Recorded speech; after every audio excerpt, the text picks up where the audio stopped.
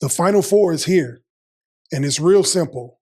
We got real teams, real programs, real championship expectations. So the question is easy.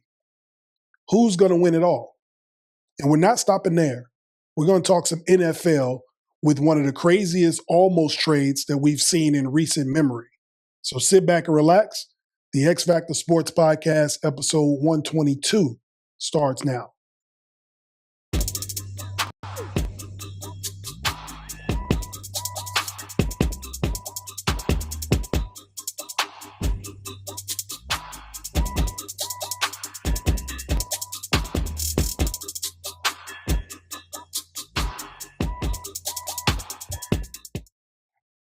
All right, what's up, everybody? This is your host, Jay Mondaine of the X-Factor Sportz Podcast. We are in season 11, episode 2, the 122nd episode. If you like real sports talk and unbiased takes through college and pro football, basketball, then you're in the right place. Be sure to subscribe, hit that subscribe button on YouTube, and you can follow the X-Factor Sportz Podcast every week, also on all audio platforms. All right, so let's go ahead and dive right into it. We're going to get into the men's side of the Final Four. All right, we got 4 teams, played great all year, had their ups and downs, but I don't personally think there's a shock as to any of the teams that made it to the Final Four. So you got UConn versus Illinois. Now on the other side, you got Arizona and Michigan. So with UConn, you have a team that is resilient. They have championship pedigree. Some of these guys on this team have 2 rings already, trying to complete the dynasty. So before I dive any deeper, let me say this. As a Duke fan, congratulations to UConn on winning that game at the buzzer. Duke lost 3 games this year, all 3 games in which they were double-digit. They had a double-digit lead, and they squandered them. That's coaching. Now, I have 2 more things to say about Duke, and then we'll move on. Number 1, those losses are on Jon Scheyer. All right, you can't have double-digit leads and squander them all. No matter if you lost by a buzzer beater, game winner, doesn't matter. The same thing happened last year against Houston in the Final Four. So he's got to get that monkey off his back of blowing these leads. The second thing is this.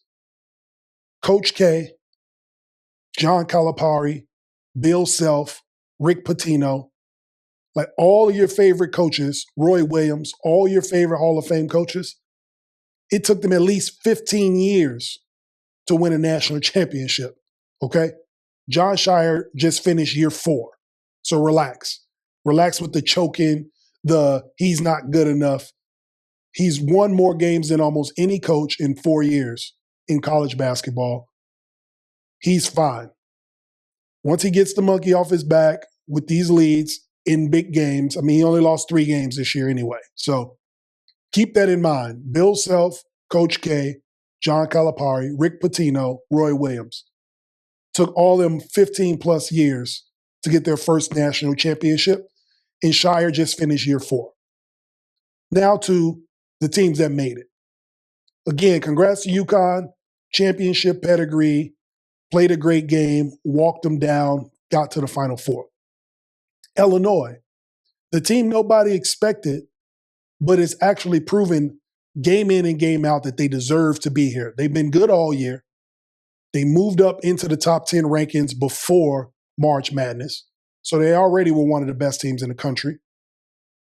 They got some of the best offensive players in the country on this team, and they've decided to play defense. When I saw them play against Houston, in that second round game, or in the Sweet 16 game, I was shocked at how well they played. They bullied the bullies, so to speak, on the defensive end. And they've just continued to do that as they make their way to the Final Four. In this matchup, though, I think the experience is going to win out. I think that UConn, the coaching and being there so many times in recent memory, and I think it's just going to be overwhelming for Illinois. I think they'll obviously play the game, and they'll, all it takes for a basketball player to get bumped a couple times, hit a couple jump shots, get fouled, and you get loose. But I think in close game situation, I trust Dan Hurley. I trust the leadership of Alex Caravan, the senior, the guy who's going for his third national title. So I trust that locker room with the experience at this level. Not to say that Illinois won't play hard and they're not getting blown out, but I'm going to go with experience. My theory always when it comes to March Madness is the players win the first 3 games and the coaches win the last 3. And now we're at the final 2 games of the year, and we have the most experienced coach in this Final Four going up against a team that has not been there, a program that hasn't been there in 21 years.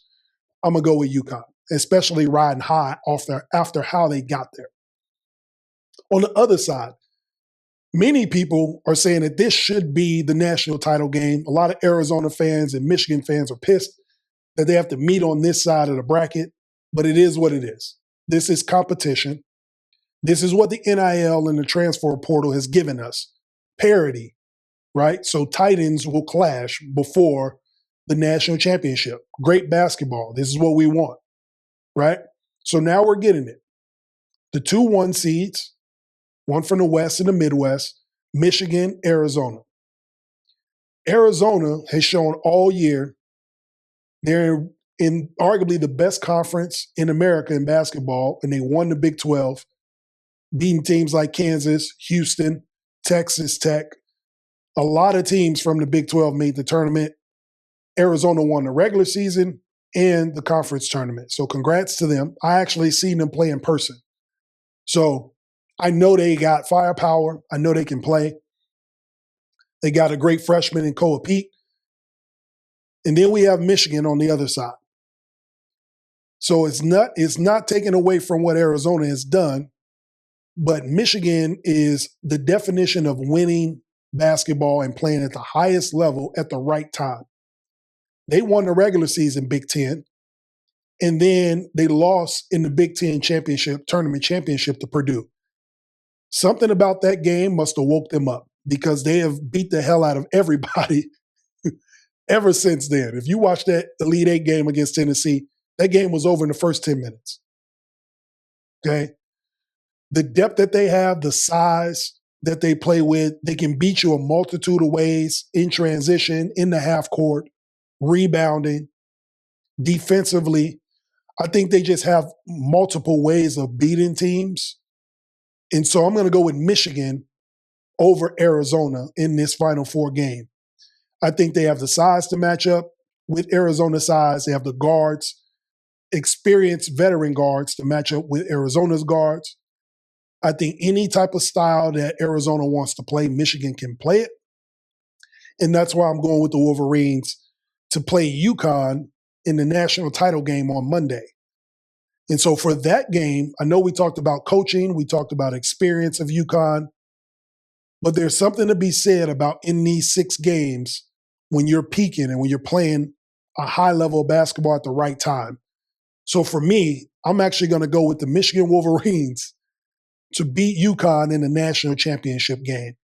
And it's very simple. In this particular matchup, I think Michigan's size will be too much for UConn. The same thing that it was in that Elite Eight game with Duke. Duke's size was too much for UConn. That's why they got down so heavy in the first half. I think that you couple Michigan's size and their defense up against what UConn is trying to do, spread the floor, run multiple sets, get open threes. I think Michigan will do a good job of controlling the boards and also being able to run up and down with UConn's guards too. And UConn's not 100%. One of their guards has a high ankle sprain. He didn't play that well in the Elite Eight. Who's to say what he'll look like this weekend going into Monday? But if you ask me, I'm going to take the hottest team, the healthiest team, and the team that's been dominating everybody over these last 3 weeks. So I'm going to ride the momentum of the Michigan Wolverines to have them winning the national championship, the first national championship for Michigan since Glenn Rice in 1989. So that's my pick for the national champion, Michigan Wolverines. All right. The X-Factor Sportz Podcast is on YouTube every Wednesday night. Be sure to comment below. Let me know who you have winning the national championship on the men's side. If you're listening on all platforms, that's Spotify, iHeartRadio, YouTube Music, be sure to let me know. You can also comment there too. Let me know who you think your national champion will be on the men's side. All right? Now let's switch it over to the women. Now the women's side is business as usual. It's chalk, basically. It's chalk across the board. You got UConn versus South Carolina on the women's side, and then you got UCLA and Texas. There's some history going on here. Of course, when you talk UConn women's basketball, there's always history. But even for the men's side too, this is, I think, the third or fourth time that the men and women's have been in the Final Four together, and they've won 2 national championships the same year, 2004 and 2011 or 2014, something like that. So this could possibly be the third time that this happens. In the Final Four, you have history again on the side of UConn. Gina Auriemma, AZ Fudd, Sarah Strong. They're 38-0. They have an opportunity to be one of these undefeated teams in women's college basketball. I think this will be Gina Auriemma's like 4th or 5th undefeated national championship team, which is ridiculous what he's doing. I don't think there's an argument of who's the greatest college coach, right? So going up against Dawn Staley and South Carolina. South Carolina has played great basketball all year. They've only lost 3 games. They play in a tough conference for the women's side. You got to run into LSU. You got to run into Texas multiple times. So they play great teams. That will be the only knock that you can have on UConn, is that they play in the Big East and they don't really play anybody really that tough.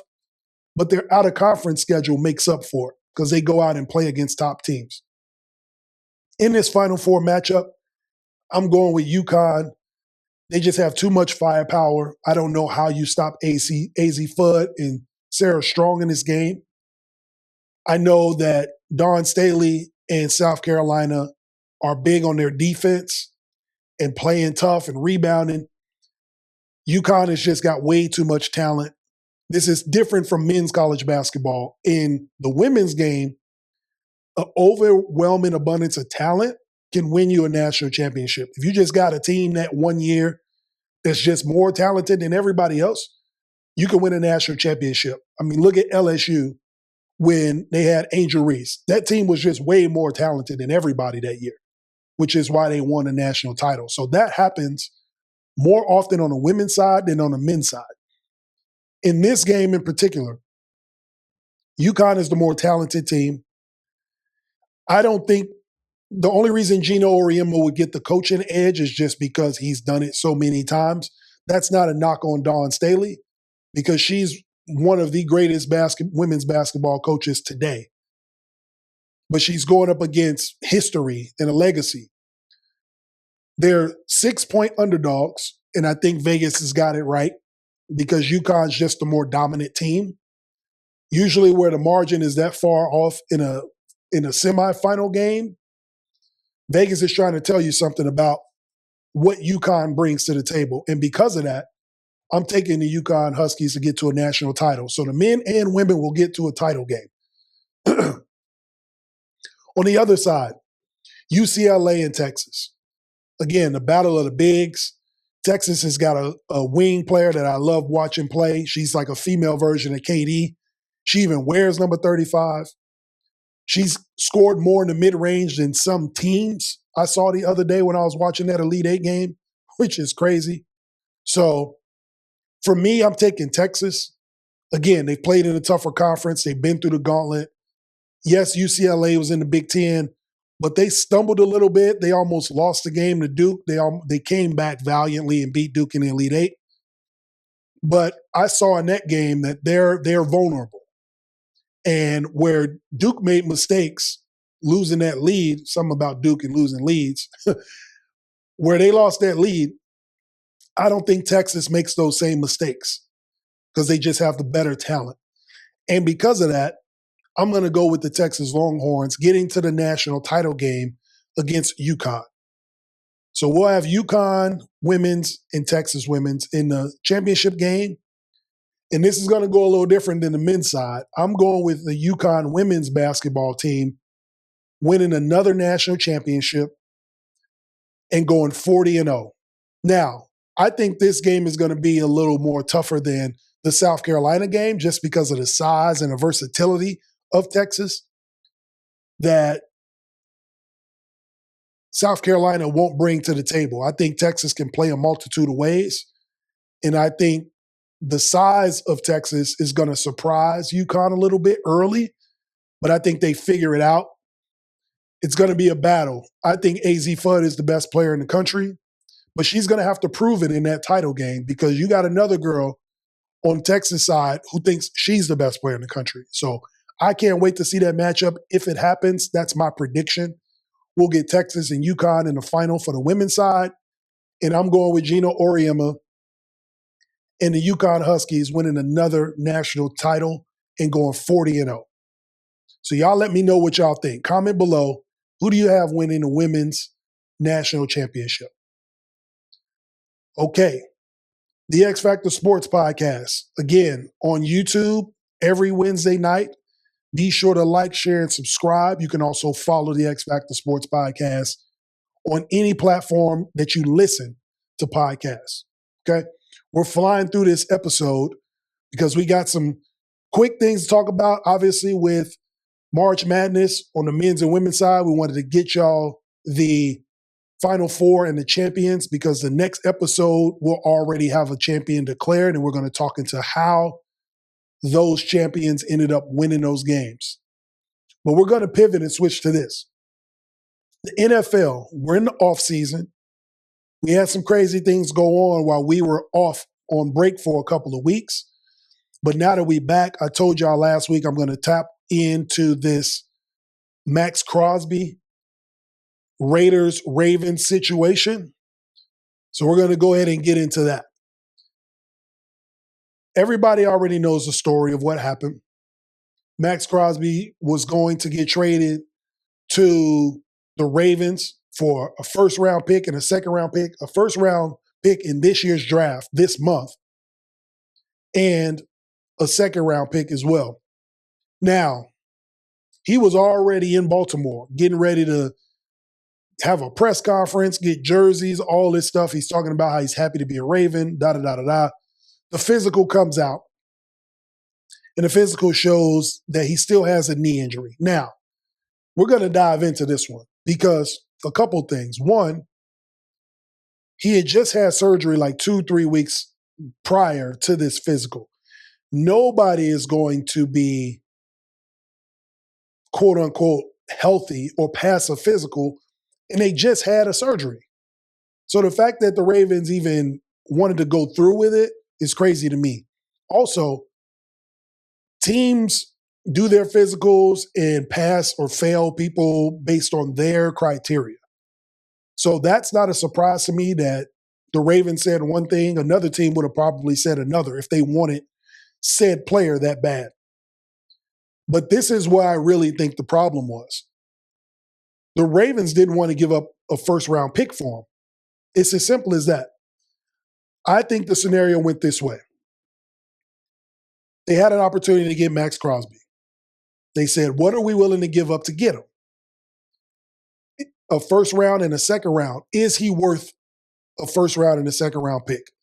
The Ravens aren't necessarily a franchise that gives up first round picks just for anything. So they struggled with the idea of doing it, and then they pulled the trigger and said, cool, we'll make the deal. The Raiders are on board. We get rid of Maxx Crosby. We get a first-round pick. We get to rebuild. We're already getting Fernando Mendoza. We can work with this, right? He goes out there to Baltimore. They get word that Trey Hendrickson could be available as well. GMs don't stop working. Even when they get the player they want, they're still working deals. I think the Ravens heard that they could get Trey Hendrickson and they don't have to give up a first-round pick for Trey Hendrickson. They can give up a third and a second maybe to get Trey. When they heard that, and they found out that he was healthy, because I still believe in my heart of hearts, he was healthy last year. He just wanted to get out of Cincinnati. So when the Ravens heard, oh, we can get Trey Hendrickson and not give up a first-round pick, okay, let's bring in Maxx Crosby. Let him have this physical. He has the physical. Everybody knows he just had knee surgery. They say he didn't pass the physical. The trade is rescinded. This is why the Raiders are so pissed off, because they know that business too. Now, will the Raiders ever do business with the Ravens again? We'll wait to see. I don't think in the near future they will. So they rescind the trade. They didn't want to give up a first-round pick in this year's draft, a defensive draft, mind you, for a Maxx Crosby, who we don't know for sure will ever get back to 100%. He's over the age of 30. His best years might be behind him. They didn't want to risk giving up a first for him when you can get Trey Hendrickson, who is, in many respects, a Maxx Crosby adjacent, right? I'm not saying he is as good as him, but he's good enough. And you surround him around, Hamilton, and you surround him around all these other guys, great linebackers. He can be a great player in a system. And so with Jesse Minter there now, a defensive guy, feels like we don't have to give up a one, and we can get a pretty good Trey Hendrickson, who's around the same age, who has been just as productive as Maxx Crosby. We can do that. Now, how do we spin this and get Maxx Crosby back to the Raiders and keep our pick? We say he fails the physical. So if he fails the physical, that rescinds the trade, right? So that's what I think happened. The Raiders are pissed about it because they wanted the one pick. And now, not only does there's multiple blows to this for this happening to Maxx Crosby. Now Maxx Crosby's value drops in the eyes of everybody else in the league, because if the Ravens don't want him, they're making everybody believe that he is, I won't say damaged goods, but not healthy at the moment. And if he's not healthy at the moment, nobody else is going to give up a one to get him.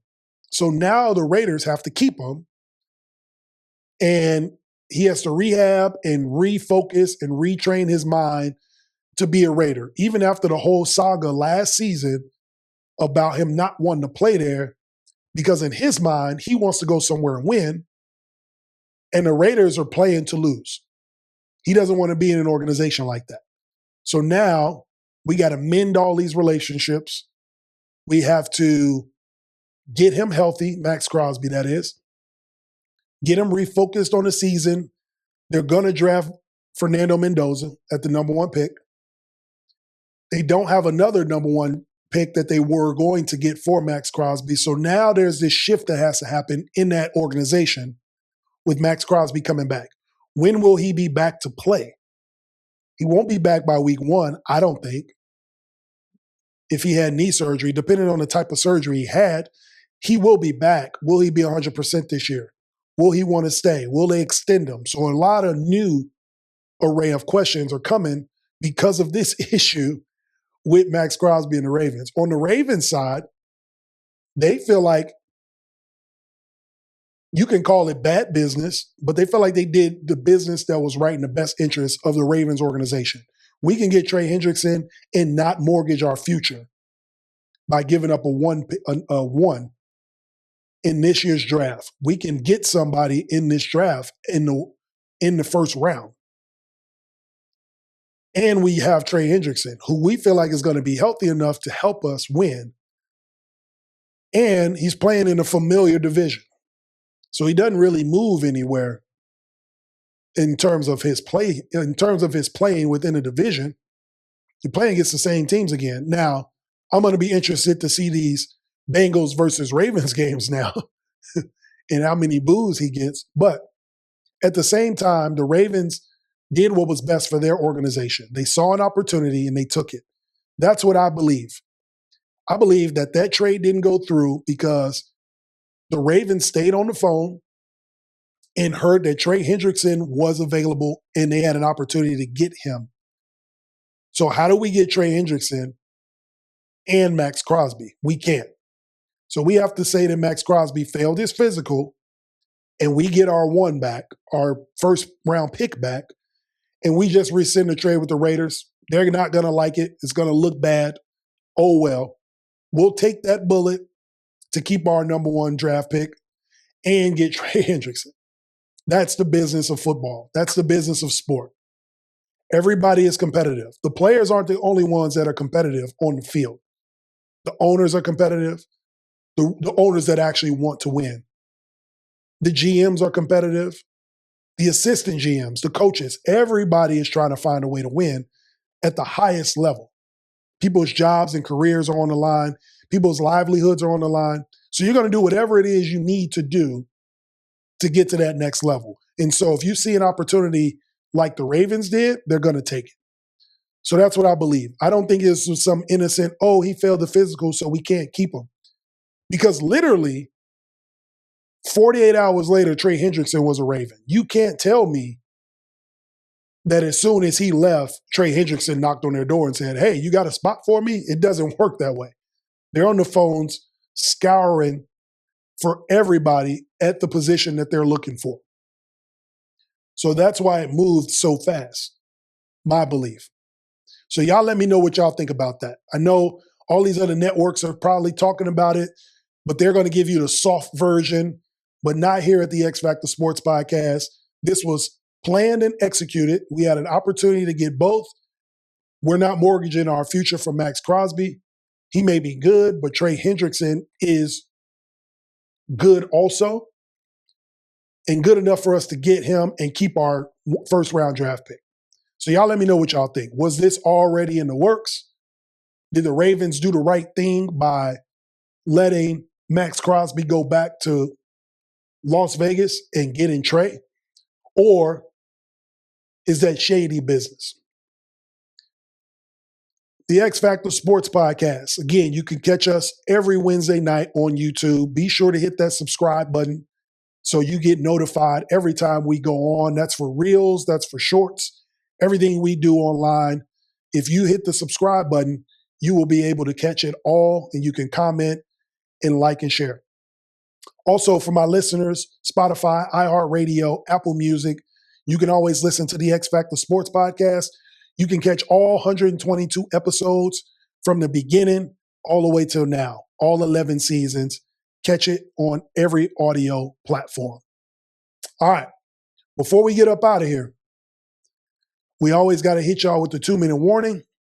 And so this week, we're going to talk about growth and being comfortable, okay? So what do I mean by that? Think about butterflies, caterpillars, snakes, right? Shedding their skin to grow, shedding their skin to get out of their old self. That's exactly what happens to us in life. So what that means is everything that needs to grow, there has to be a state of uncomfortability, okay? Growth and comfort cannot coexist. They can't live together. You cannot be comfortable and grow. Because if you're comfortable, that means you're sitting in the same place that you've already grooved and made room for to be happy and to settle. That's what comfortability is. In order to grow, you have to get out of that comfort zone and you have to grow out of it. That's how you know you're starting to see growth, is when you're uncomfortable. If you want success, so there are people that want success, but they don't want pressure. They want the results, but they don't want the sacrifice. But here's the truth. You can't have one without the other, okay? Growth and comfort cannot coexist. So when you reach different levels and different heights, every level you reach, there's going to be a crossroads of uncomfortability. Are you willing to be uncomfortable to see that growth, to get to that next level? Okay? If you want to grow, you have to get uncomfortable. Simple as that. Growth does not live in comfort. So You have to start doing things that you're not ready for, to be honest. Sometimes you got to walk in the dark to find light. And that could be uncomfortable. But that is the course of action. Doing the same things every day is not going to get you to a place of growth. It's going to get you to a place of being stagnant, to a place of mediocrity. Let's just call it what it is. So if you're comfortable with being mediocre, then you're in the right place. But if you're trying to grow and challenge yourself, that takes you to a place that you've never been before, which is uncomfortable. People don't like change. But in order to grow, that is what's necessary and what has to happen. So stop running from it. Lean into it. If you have a goal, if you have things that you want to see different in your life, you have to understand that growth has to take place, and it does not live in the same place as comfort. So you have to shed that skin. You got to get out of that shell and get uncomfortable, and that's when you'll start seeing the growth. The same thing with working out, right? When your muscles start getting sore, or your eating habits change, your body feels different. That's uncomfortable, but that is a sign of growth. Your body is changing into what you want it to become. Your mind, if you read more, if you study more, your mind is getting to a place of being uncomfortable, but it's shedding your past and making room for future growth. So just remember that growth and comfortability cannot coexist. In order to grow, you have to prepare to be uncomfortable and shed that old life and grow into the new one. All right. Appreciate y'all for tuning in to episode 122 of the X-Factor Sportz Podcast. Again, you can catch us every week on YouTube. So be sure to subscribe. It's one thing to just watch the show. It's one thing to just hit the like button. But we need you to share and subscribe. Let people know what we're doing here.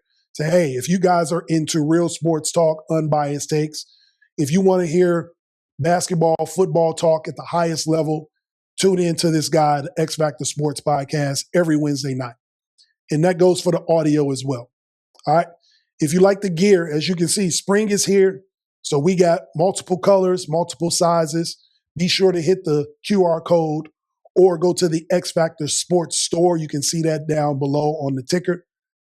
And pick your size and colors, and we can get those out to you. Or you can hit me up on social media and give me your size and the color, and we can get that out to you as well. All right. I want to thank y'all for tuning in again on this April Fool's night. Be sure to like, share, and subscribe. We are on a mission to get to 100,000 subscribers on YouTube. Again, that's that growth. The uncomfortability is here for somebody that's not even at 8,000 subscribers telling y'all that I'm going to get to 100,000. But I'm going to do it because I'm going to continue to grow, and I'm going to do it in real time in front of a live audience. So be sure to join, check us out, enjoy the ride. I'll see y'all next week. Peace.